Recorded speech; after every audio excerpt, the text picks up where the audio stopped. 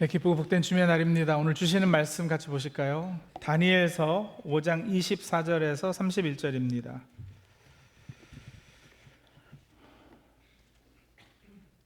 다니엘서 5장 24절에서 31절. 우리 한 절씩 교독식으로 읽죠. 그러므로 하나님이 손을 보내셔서 이 글자를 쓰게 하신 것입니다. 기록된 글자는 바로 메네 데겔과 바르신입니다. 그 글자를 해석하면 이러합니다. 메네는 하나님이 이미 임금님의 나라의 시대를 계산하셔서 그것이 끝나게 하셨다는 것이고, 데겔은 임금님이 저울에 달리셨는데 무게가 부족함이 드러났다는 것이고, 바르신은 임금님의 왕국이 둘로 나뉘어서 메데와 페르시아 사람에게 넘어갔다는 뜻입니다. 벨사살이 곧 명령을 내려서 다니엘에게 자색 옷을 입히고 그의 목에 금 목걸이를 걸어 주었으며 그를 그 나라에서 셋째가는 통치자로 삼았다. 바로 그날 밤에 바벨로니아의 벨사사 왕은 살해되었고 메데 사람 다리우스가 그 나라를 차지하였다. 다리우스의 나이는 62살이었다. 아멘. 여러분, 친구들과 파티를 하고 있는데 갑자기 사람의 손만 이렇게 둥둥 떠다니면서 벽에 글씨를 쓰기 시작했다면 어떻게 반응하시겠어요? 이게 뭐 이렇게 몸에 붙어 있는 것도 아니고 그냥 손만 나타나서 글씨를 쓰는 거예요. 기절초풍할 일이죠. 비명을 지르면서 도망가거나 너무 무거워서 몸이 얼어붙어서 움직이지도 못할 겁니다. 믿기 어려우시겠지만 그런 일이 실제로 일어났다고 다니엘서는 기록합니다. 오늘 우리가 함께 살펴볼 다니엘서 5장의 사건인데, 다니엘서 5장은 바벨로니아 벨사살 왕 통치 때의 사건을 다루고 있습니다. 벨사살이 1000명의 귀한 손님을 불러서 아주 큰 잔치를 베풀었는데, 당시 나라는 안팎으로 어려웠습니다. 신흥 강대국 메데와 페르시아가 바벨로니아를 위협하고 있었기 때문에 뭐 이렇게 잔치를 벌일 그런 상황은 아니었거든요. 그럼에도 왜 벨사살이 이렇게 큰 잔치를 벌였는가? 당시 벨사살은 실제로는 섭정왕이었습니다. 그러니까 아버지 나보니두스가 진짜 왕이고 그 아버지가 원정을 나간 사이에 벨사살이 대신 왕노릇을 하고 있었던 거예요. 젊지요, 경험도 부족하죠. 그런데도 또 자기 권위는 과시하고 싶죠. 그리고 불안한 민심도 수수해야 됐었기 때문에 이런 사실은 쓸데없는 잔치를 벌이면서 허세를 부린 거예요. 거기까지는 뭐 괜찮아요. 그런데 이 잔치에서 벨사살이 아주 돌이킬 수 없는 실수를 범합니다. 뭘 했느냐면 예루살렘 성전에서 가져온 금그릇과 은그릇에 술을 담아 마셨습니다. 이건 명백한 신성 모독이었고요. 그렇잖아요. 하나님께 제사 드릴 때 사용하던 성물들을 술잔으로 쓴 거니까요. 거기에 그친 게 아니라 금, 은, 동, 철, 나무, 돌로 만든 우상들을 찬양했습니다. 하나님은 조롱하고 우상을 높였어요. 그리고 바로 그 순간에 이 손이 갑자기 나타난 거예요. 벽에 글을 쓰기 시작했는데 이 광경을 본 벨사살 왕이 얼굴이 창백해지고 공포에 사로잡혀서 성경 기록대로는 넓적다리에 힘을 잃고 무릎이 서로 부딪히면서 떨었다 그랬습니다. 그럴만하지 않나요? 저라도 그랬을 것 같아요. 이 광경이 얼마나 기괴했을까요? 글의 내용은 아직 모릅니다. 그래서 그 광경이 신비하고 공포스러웠는데, 내용이 궁금하니까 왕이요 주술가들, 점성술가들을 불러서 이 글을 좀 해석해라 했는데 아무도 해내지 못합니다. 그때 왕의 어머니가 선왕 느부갓네살 시대의 꿈을 잘 해석해내던 다니엘을 이제 추천을 한 거예요. 이제 다니엘이 등장하게 되는데, 다니엘이 왕 앞에 딱 서가지고 가장 먼저 한 게 뭐냐면 꾸짖은 거예요. 선왕 느부갓네살이 교만해서 하나님께서 쳐서 들짐승처럼 됐을 때 일을 기억하지 못합니까? 이 일 후에 선왕은 하나님을 인정했습니다. 그런데 당신은 이 모든 일을 알면서도 겸손하지 않고 하나님을 거역했습니다. 하나님의 성전 그릇으로 술을 마시고 우상을 찬양하고 하나님께 영광을 돌리지 않았습니다. 그러므로 하나님이 손을 보내셔서 이 글자를 쓰게 하신 겁니다. 이렇게 꾸짖었고요. 벽에 쓰인 글자가 무슨 글자인지를 알려주었어요. 메네 데겔 바르신이었습니다. 이 단어들은 원래 아람어 명사예요. 원래 히브리어도 그렇지만 아람어도 모음 표기가 없이 자음으로만 되어 있습니다. 그것도 이렇게 쓸 때 띄어쓰기를 안 하고 오른쪽에서 왼쪽으로 이렇게 읽어가요. 제가 오늘 설교 제목을 이 벽의 글씨 분위기를 내려고 한글이지만 자음만 띄어쓰기 없이 오른쪽에서 왼쪽으로 적어 놓았어요. 자, 이제 제목을 읽으실 수 있으시겠어요? 어제 그 아내하고 차를 타고 가는데 우리 교회 단톡방에 주보 올라오잖아요. 주보를 딱 보면서 옆에서 설교 제목을 보고는 초성 맞추기를 혼자 하고 있는 거예요. 사랑방 가도 사람 보고 다니면 뭐 그렇게 혼자 하고 있더라고요. 근데 그게 아니고 뭐예요?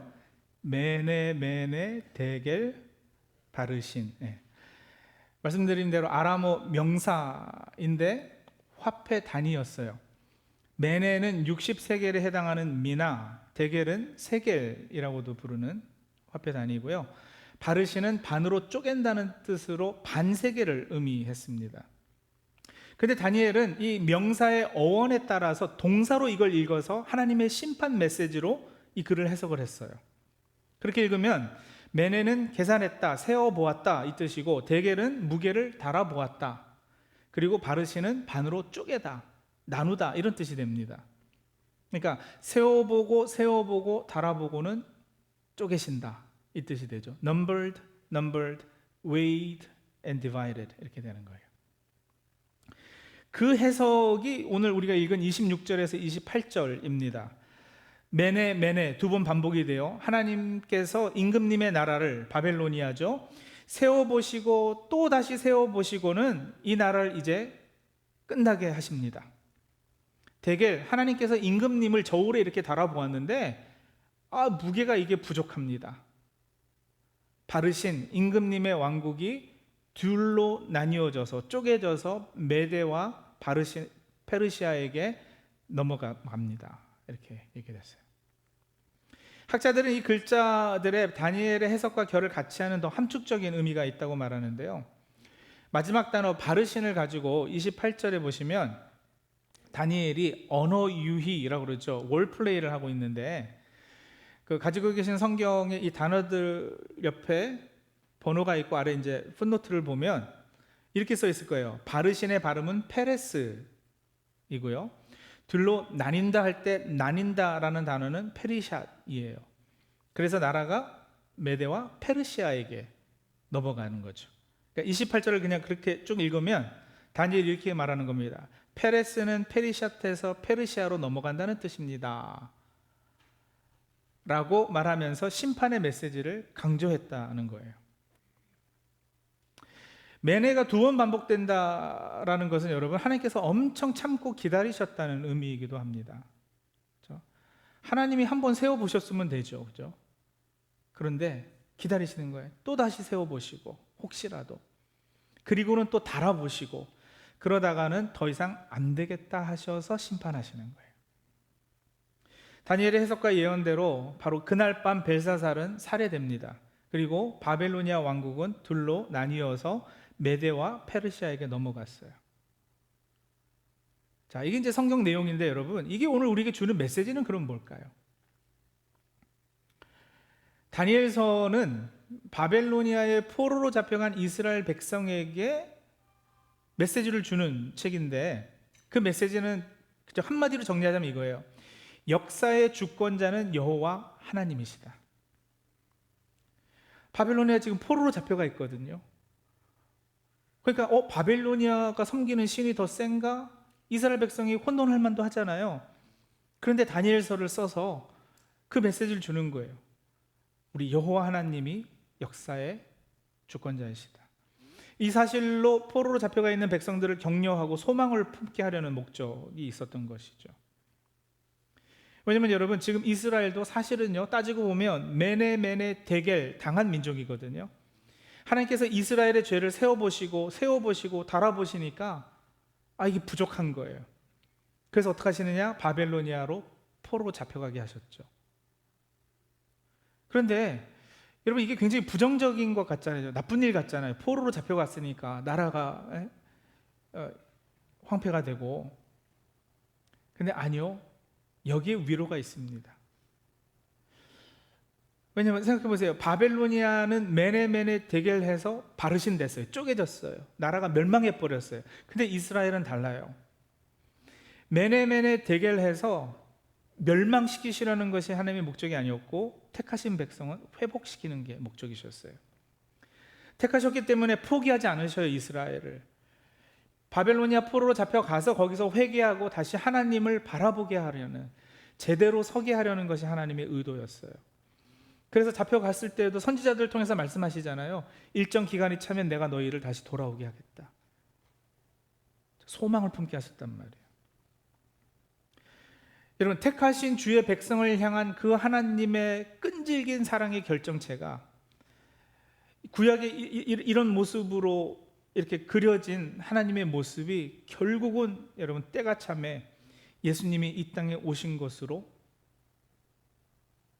완전하게 보여지죠. 확연하게 드러나죠.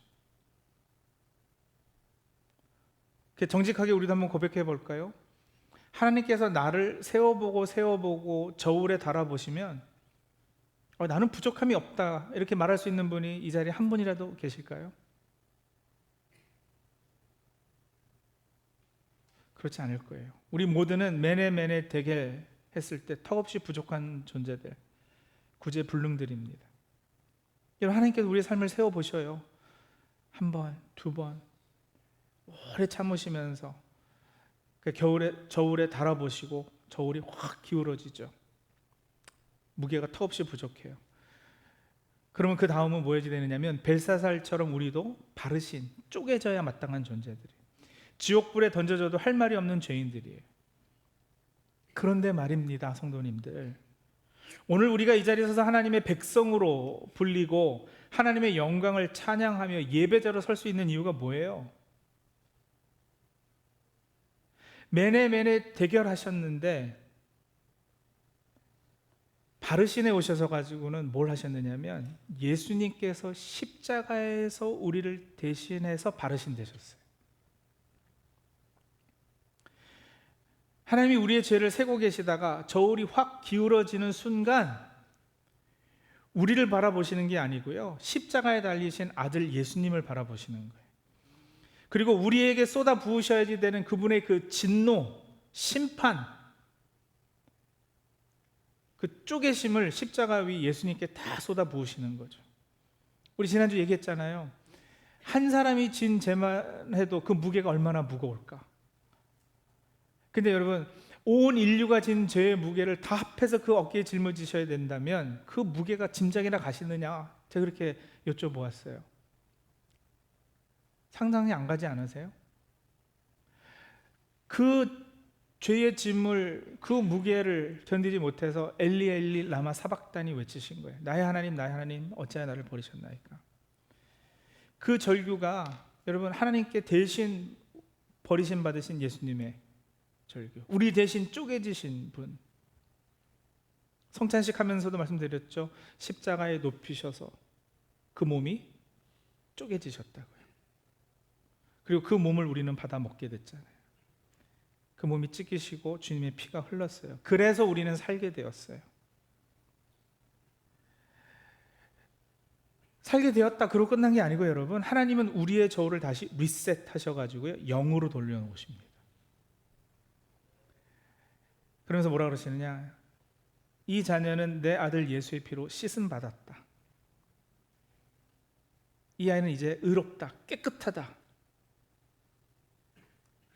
우리가 그걸 신학적으로 칭의니 뭐니 이런 여러 가지 표현들로 사용하지만 결국 우리에게 베풀어진 그 은혜가 바로 그거예요. 십자가 사건 이후로 택하심 받은 자들은 여러분, 저울이 0에서 머물러 있어요. 우리의 죄가 아무리 크고 대단해도요, 이 저울이 더 이상 이제는 한쪽으로 기울지 않아요. 계속 0이에요. 값없이 주시는 은혜지만 하나님께는 가장 값비싼 은혜, 독생자의 생명을 대가로 주신 은혜. 그런 은혜를 경험했기 때문에 우리는 어떻게 살아야 되는가? 여러분 보세요. 이 은혜를 값싸게 싸구려 취급하면은 나는 무슨 죄를 져도 계속 0이야. 나는 의롭다고 이제 칭함을 받았어. 나는 이제 죽어도 천국 가니까 뭐 해도 괜찮아. 이러고 지낼 거예요. 근데 여러분, 그건 복음의 정수가 아니에요. 한쪽만 잘못 들은 거예요. 자기 욕심에서 나오는 거짓 복음이에요. 0이고 더 이상 내가 죄를 지어도 이것이 자꾸 내려가지 않기 때문에, 여러분, 우리는요, 첫 번째, 매네 대개를 늘 염두에 두고 사는 사람들이 되는 거예요. 시편 기자는요, 우리에게 우리날 계수함을 가르치사 지혜의 마음을 얻게 하소서 간구했어요. 나를 세워보는 지혜, 하나님의 저울에 내 삶이 계속 달린다는 그 인식. 그래서 여러분, 죄를 짓고 살아도 뭐 별일 없고 괜찮네, 다리 안 부러졌네, 하나님이 벌 안 하시네. 그래서 또 죄 짓고 그렇게 별일이 없다면 두 가지 중 하나라니까요. 하나님의 자녀가 아니거나 아니면 하나님께서 참고 또 참고 계시네. 여러분, 하나님은 세워보고 계셔요. 죄를 끔찍히도 미워하시는 분이세요. 달아보시고서는요, 안타까워하시는 거예요. 승환이 쟤 좀 위태로운데, 저 정신 차리고 빨리 돌아서야 되는데, 애타하시는 거죠. 그래서 여러분, 매네 대결이 늘 내 앞에 있다라는 것, 내가 하나님께 이렇게 저울질 당하고 있다라는 것을 여러분 아신다면, 그 하나님은 참 두려운 하나님으로 다가오셔야 돼요. 그리고 그 앞에서 절망하셔야 돼요. 왜요?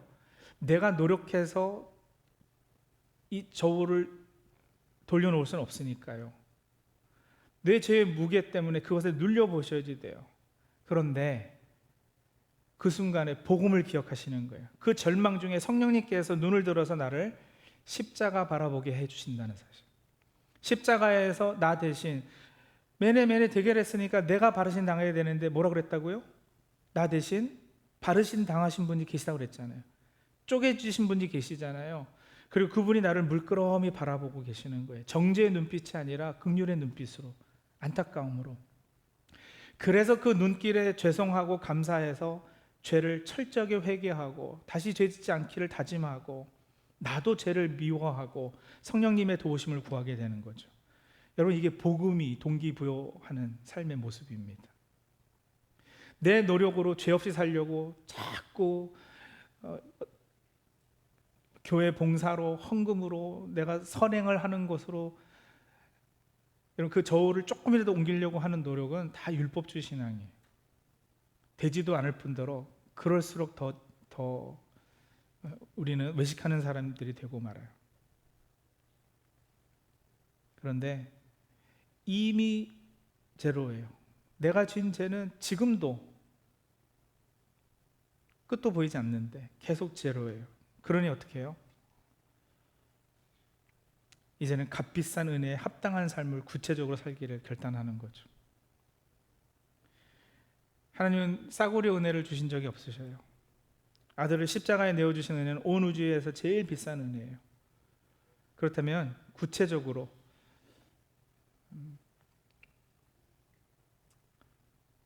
복음이 동기부여해서, 은혜가 동기부여해서, 십자가의 사랑이 나를 강건해서, 그래서 여러분, 예배당을 나서는 순간까지는 말씀 듣고 제가 그런 거구나 이렇게 고개도 끄덕이다가 주차장 나서는 순간 세상 사람과 전혀 다를 바 없는 삶으로 돌아가는 거 이제는 끝내십시오. 예배 후 점심 식사 자리에서 성도들과 나누는 대화 가운데, 집에 돌아가서 가족을 대하는 태도, 월요일 아침에 직장에서 동료 만나서 하는 첫마디, 이런 것들이 이제는 다 달라져야 돼요. 십자가 은혜를 경험한 사람은 더 이상 예전처럼 살 수 없어요. 구체적으로 죄를 회개하십시오. 주님, 저는 죄인입니다. 용서하시옵소서. 그냥 막연한 기도가 아니고요. 여러분, 반복해서 짓는 그 말의 죄, 그 행동의 죄, 마음의 죄, 구체적으로 좀 이렇게 하나님께서 떠올리게 하신다면, 하나님과 관계 가운데서 늘 껄끄러운 거, 나의 이런 바뀌지 않는 죄의 모습들, 악한 생각들, 죄의 습관들, 이런 것들 때문에 하나님 앞에 온전히 나가기가 이렇게 애매한 자리에 계셨던 분들, 이제는요, 성령님께 그것들을 구체적으로 내려놓고 고백하고 이것들을 안 하겠다고 결단하게 성령님 도와달라고 구하시는 거예요. 혼자 힘으로 안 되시면 신뢰할 수 있는 믿음의 형제자매에게 고백하고 함께 기도해달라고 부탁하시고요. 그래서 여러분 이번 주 한 주간 실천하시는 거죠. 용서해야 할 그 사람 먼저 연락하시고요. 화해해야 할 그 관계 첫 걸음을 먼저 내디디시고요. 언젠가 해야지 했던 섬김, 봉사 이제 구체적으로 계획하시고 끊어야 할 그 습관 첫 단추를 끼우십시오. 말씀 듣고 그 반응으로 작은 한 걸음 순종 하나, 여러분 주님께는 큰 기쁨이 될 것입니다. 그 십자가를 날마다 바라보세요. 지난주는 15분 겟세마네 기도 훈련 하자 그랬는데 이번 주는 여러분 매일 아침, 낮, 저녁 딱 3번 제가 말씀드리는 이거 하시면 돼요. 아침에 눈 뜨자마자 십자가를 묵상하시면서 주님 오늘도 주님의 은혜로 살겠습니다. 그냥 간단하게 고백하시고 기도하시고요. 눈 뜨자마자 전화기 찾고 막 이러지 마시고, 그죠? 한마디 하나님 십자가 바라보고, 낮에 어떤 죄의 유혹이 있을 때 십자가를 기억하시는 거예요. 아, 이 죄 때문에 주님이 죽으셨구나. 넘어지고 또 실수하더라도 다시 십자가 바라보고 애통하는 거죠. 아, 이것 때문에 주님께서 바르신 되셨구나. 그리고 밤에 잠들기 전에 십자가 고백하시는 거예요. 주님 오늘도 부족했지만 그래도 은혜로 살았습니다. 감사합니다. 뭐 대단한 거 아니잖아요. 근데 그렇게 십자가가 내 앞에서 항상 있다면, 여러분 그 훈련이 날마다 되어진다면 우리는 변화될 거예요. 간혹 기독교인이라고 하면서도 삶의 변화 없이 반복해서 죄짓고 양심에 화인 맞은 이들을 봅니다. 주일에 교회 와요. 기도도 해요. 근데 예배당 나서는 순간 철저히 세상과 짝하고요. 그래서 말씀드렸죠. 내 죄는 다 용서받았으니까 난 무슨 짓을 해도 천국 간다는 값싼 은혜에 취해서 세상 사람들보다 때로는 더 뻔뻔하게 악을 행하는, 그게 너무나도 만연해서 우리 기독교가 손가락질 당하고 그러는 거 아닌가요? 근데 진짜 은혜를 경험한 사람은 변화되지 않을 수 없어요. 진짜 십자가를 본 사람은 달라지지 않을 수 없어요. 진짜 바르신의 의미를 깨달은 사람은 예전처럼 살 수 없어요. 성도님들, 우리 삶 가운데도 간혹 손이 나타나서 벽에 글씨를 쓸 거예요. 하나님의 경고의 사건들이 있을 거란 말이에요. 그게 어떤 사고든 관계의 깨짐이든 건강의 경고든 말씀을 듣고 마음에 찔림을 받는 순간이든 하나님의 손이 나타나서 우리 삶의 벽에 글씨를 쓰시는 때가 있어요. 그 글씨를 잘 읽어보세요. 메네 메네 데겔. 거기까지 읽고서는 공포에 질리십시오. 무릎이 떨려서 부딪힐 정도로 떠십시오. 그리고 절망하세요. 아, 이것 때문에 내가 쪼개져야 되는구나. 바르신이다. 죽었다. 큰일 났다. 어찌할꼬. 그렇게 옷을 찢고 가슴을 치고 죄를 뒤집어 쓰고 엎드리세요.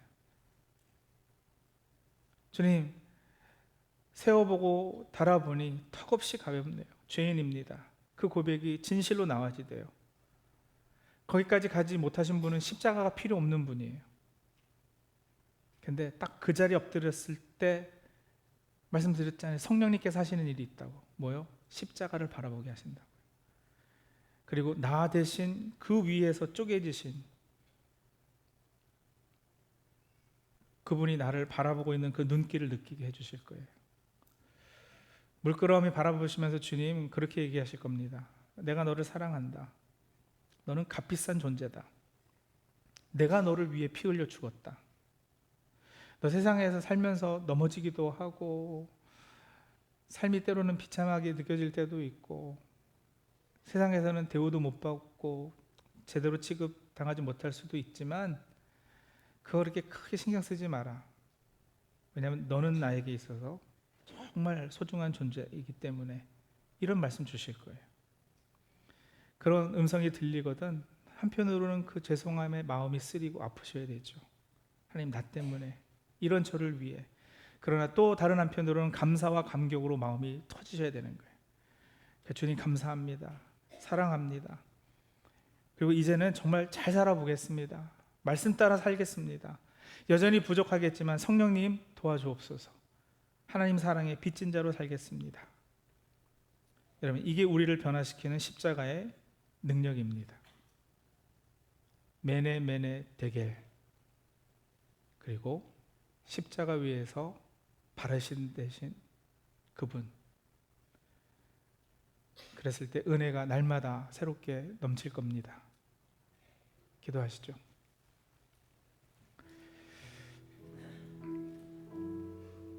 잠시 주신 말씀 붙잡고 우리 묵상하면서 기도하겠습니다. 성도님들, 메네 데겔은 우리 자신도 할 수 있어요. 성도님들 삶의 나를 헤아리고 세보세요. 그리고 하나님의 은혜의 저울에 자신의 삶을 한번 달아보세요. 난 뭐 괜찮아요. 내가 뭐 그렇게 큰 죄를 진 건 없는 것 같네요.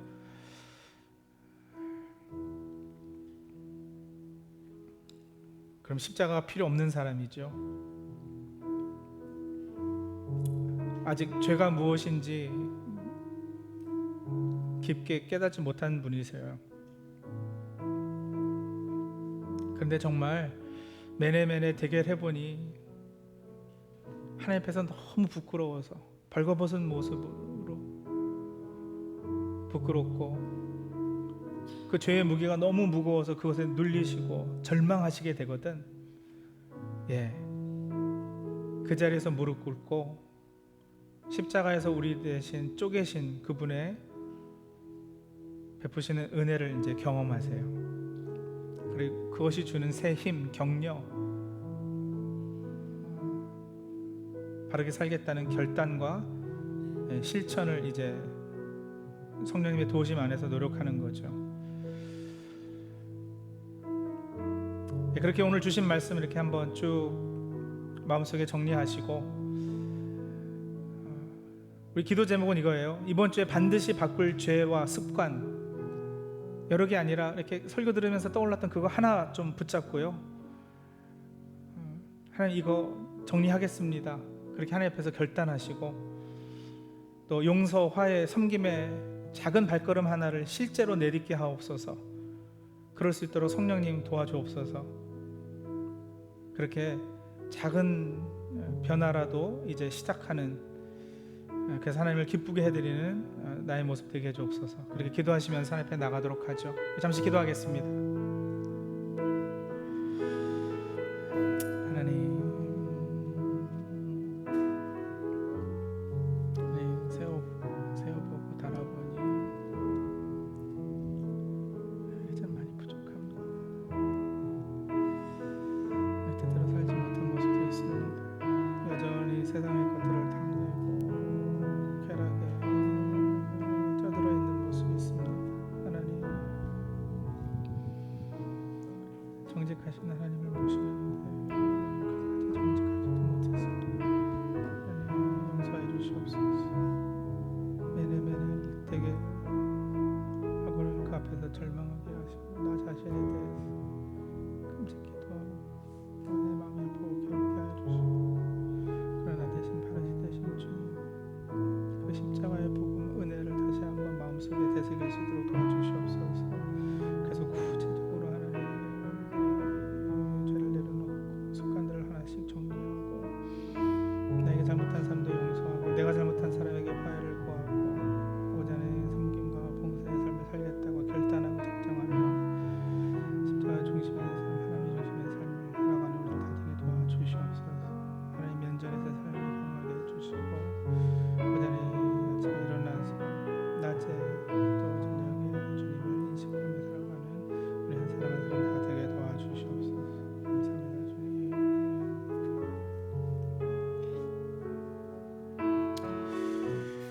거룩하신 하나님 아버지, 오늘 말씀으로 우리 앞에 쓰인 글씨 메네 데겔을 보게 하시니 감사합니다. 우리의 나를 세워보실 때, 우리의 삶을 달아보실 때 우리는 턱없이 부족함을 고백합니다. 그러나 주 예수 그리스도께서 십자가에서 우리 대신 쪼개지심으로 우리를 향한 심판이 은혜로 바뀌었음을 믿습니다. 성령님, 이 은혜 앞에 값싼 변명이 아니라 값비싼 순종으로 서게 하여 주시옵소서. 오늘 결단이 우리의 삶이 되게 하시고 가정과 일터와 교회 안팎에서 복음이 행동이 되게 하여 주시옵소서. 우리 주 예수 그리스도의 이름으로 기도합니다. 아멘.